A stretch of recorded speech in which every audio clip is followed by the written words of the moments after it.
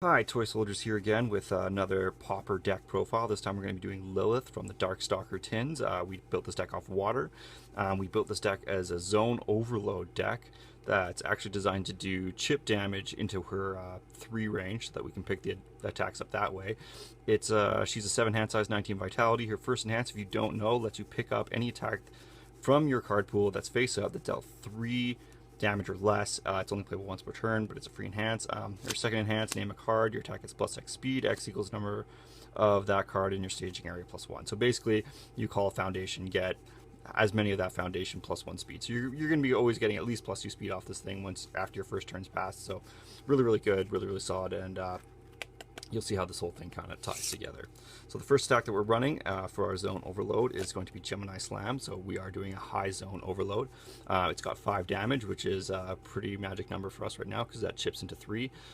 It gets free plus 2 speed off of its enhanced. Stack gets plus 1 speed for each character card in both staging areas. So at least plus 2 off that, at least plus 2 off Lilith. So this thing's going to be an 8 speed high for 5 most of the time.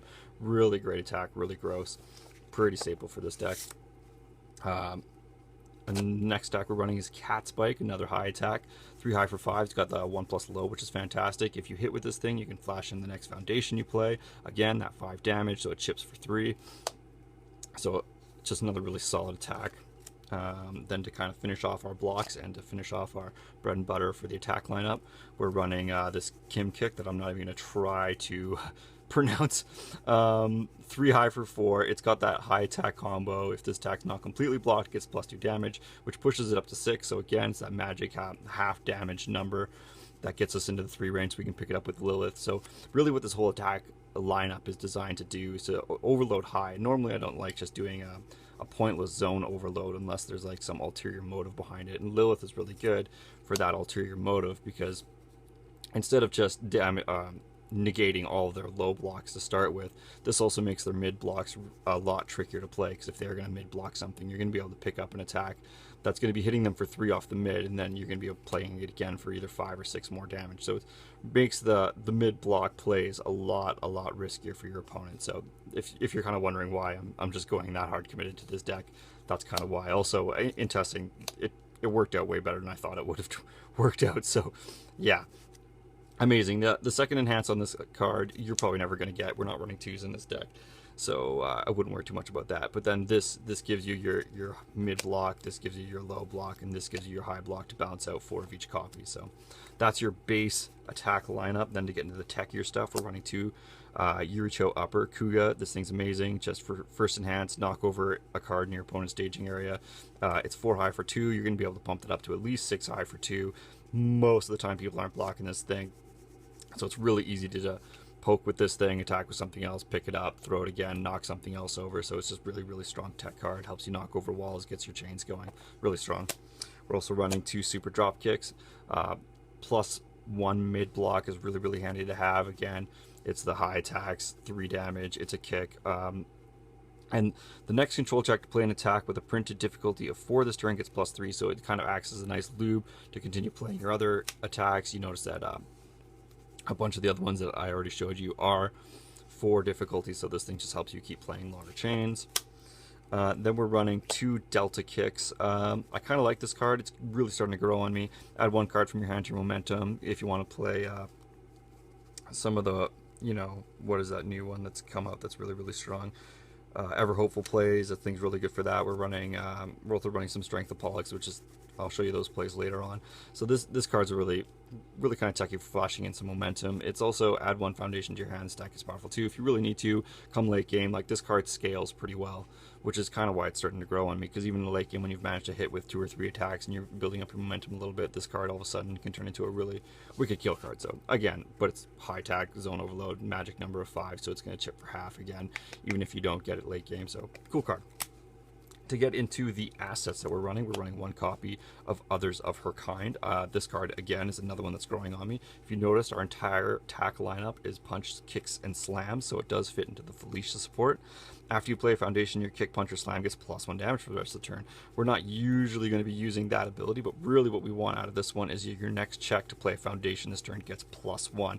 And I'll explain why when we get to the foundation that this thing combos really well with, but just keep that in mind. The R commit's also really handy. handy. If you're going in for a kill turn and you don't think you're going to get breakered, which is really what we're running this card for, then that thing does come in handy. But otherwise, it's just mainly in here for that first enhancement for the combo that you can do to negate breakers. So, and I'll get to that. Because we're Lilith, we're running 2 copies of Swarm of Bats. It's one of the most reliable action hates that's out there right now. That Lilithar is amazing. It also helps for that form remove to help knock down some walls if you're going in for kill turns. So this card's pretty staple in Lilith decks. You never not want to run it. That one card I was telling you about that combos really, really well is Agile. Love this card, especially in this deck.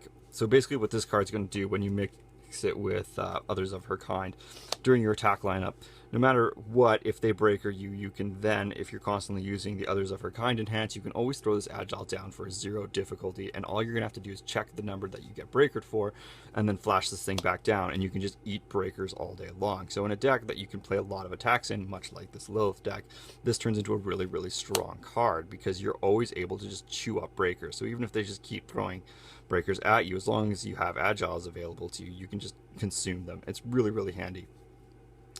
Also, this card is really, really handy to proc one of the other cards that we're running in this deck, because like I said, we are able to combo with a lot of the Felicia support. Is this card also combos really well with Bridging the Races, because you'll always be able to get that readying effect off this thing during your turn if you do have Agile in your hand. So you can always play that Agile, flash it down to ready your Bridging the Races during your attack turns as well. So it's another great, great use for that card. And then another combo card that we're running with Bridging the Races is we are running 4 copies of Lesser Half. Now this card gives you a little bit of damage, which Lilith is kind of hungry for, but this card's also fantastic because it's playable while committed, which means even if I get completely stunned out and I have Bridging the Races also committed during my opponent's turn, I can always blow this thing up to ready my Bridging the Races during their turn, which is a really surprising well, sorry, not really surprising, but it's really, really strong play, and I didn't even realize that I could make those plays until I was playtesting this deck, and that really kind of jumped out at me, and I loved it. So we're running that, and those are all really, really spammy cards. Lesser Half is 0 plus low, Agility is a 0 plus high, then you got Bridging the Races as your 2 plus mid. Again, just covering those blocks, making things really easy to play.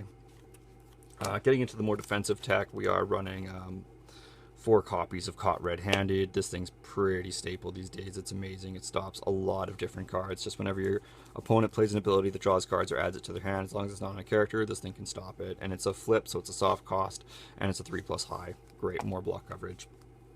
We're also running the 4 Ophidiophobia just because we are a squishy 7-hander, so this thing will save our lives many a times. It covers the low block zones. Again, beautiful block coverage.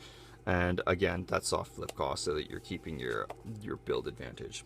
We are running the Skullman kit. We're running the 4 Design for Combats. We're running the 4 Balanced Fighters because those things are amazing together. Also, this thing acts as your speed reset, and this thing acts as your digger, and it covers your mid blocks. Again, block coverage, really, really important.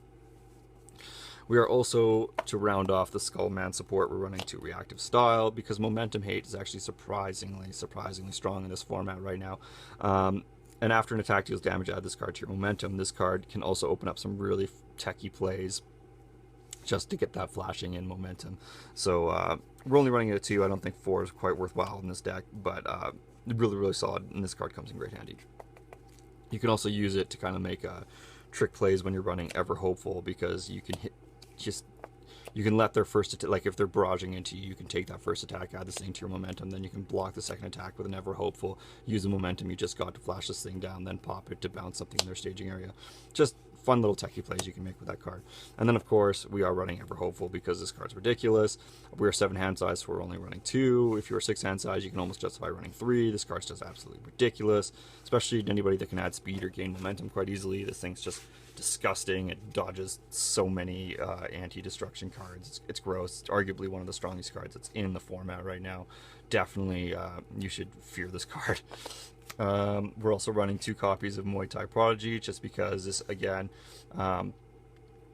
you can destroy this foundation after your opponent plays a stun ability, cancel its effects and ready a foundation. It's going to proc your Bridging the Races, so it's going to ready those as well.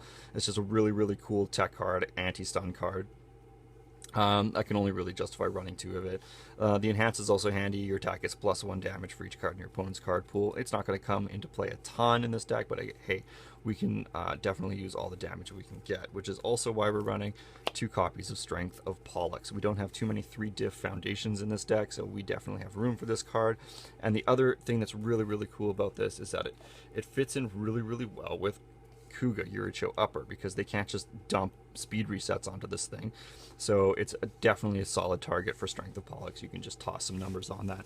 And if you get 1 Strength of Pollux up, you can push your Kuga up to 6 damage, which puts it back into that really beautiful 6 damage range, so that if it's getting chip blocked, you can still pick it up with your Lilith. So really, really kind of quirky little plays you can make with that kind of stuff. But and there's nothing like throwing 8 damage on a Kuga and they can't reduce the speed on it. That's pretty mean too.